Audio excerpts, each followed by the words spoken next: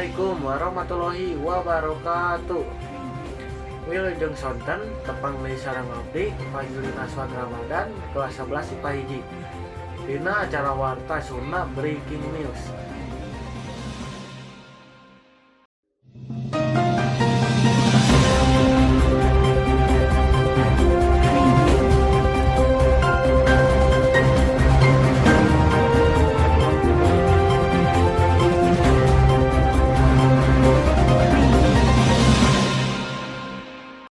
Hujan deras anu lumangsungna di wilayah Jakarta peuting tadi nganyababkeun banjir di bagian sabaraha titik.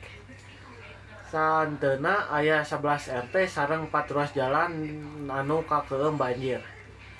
Hujan kalayan intensitas sedang nepi ka deres anu ngabaseuhan wilayah DKI Jakarta sareng sakurilingna dina Sabtu 8 Februari nganyababkeun genangan di sakitar wilayah DKI Jakarta.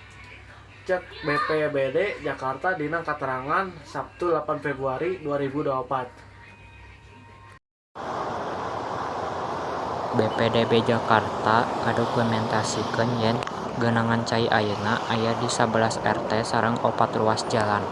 Data wilayah anu kakenaan geunangan nyaeta aya Kelurahan Kadaung Kaliangke aya 3 RT, Kelurahan Tegal Alur 4 RT, Kelurahan Rawabuaya aya 1 RT, Kelurahan Pangadungan aya 1 RT, Kelurahan Jelembar 1 RT, Kelurahan Kapuk 1 RT.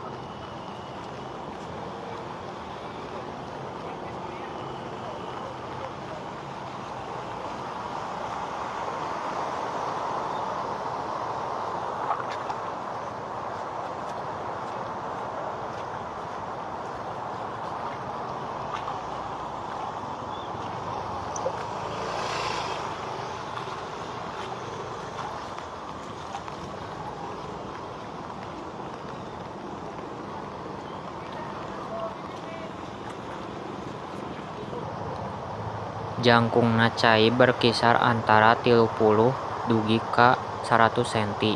Pikeun ayeuna teu acan aya laporan ngeunaan warga anu ngungsi sanajan kaayaan cai masih kakeueum. Aya oge jalan anu kakenaan geunangan nyaeta Jalan Perumahan Green Garden RW 4 Kelurahan Kedoya Utara jangkungna nepi ka 10 cm. Nu kadua Jalan Tanjung Duren Raya RW 12 Kelurahan Tanjung Duren jangkungna 30 cm.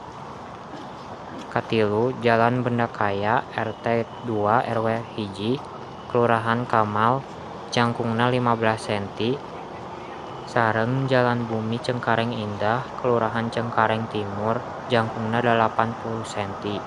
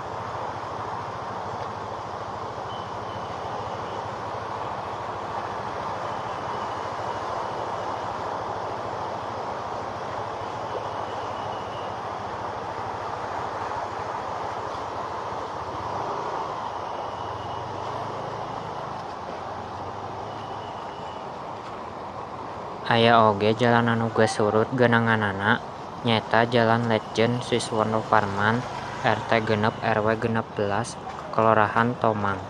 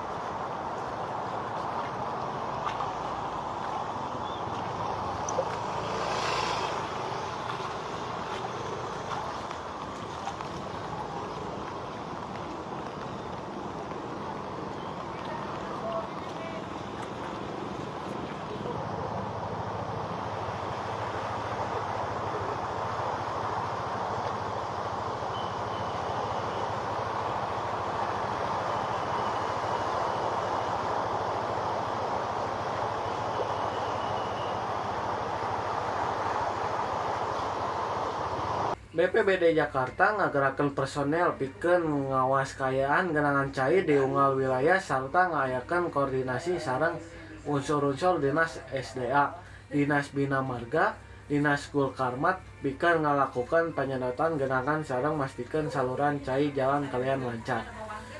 Kalayan koordinasi ti arah sareng camat setempat. Genangan ieu ditargetkan surut dina waktu anu singket. BPBD Jakarta oge ngingetan warga pikeun tetep waspada sareng hati-hati kana potensi genangan anu tiasa kajadian ieu. Hatur nuhun kanu kasuhun. Wassalamualaikum warahmatullahi wabarakatuh.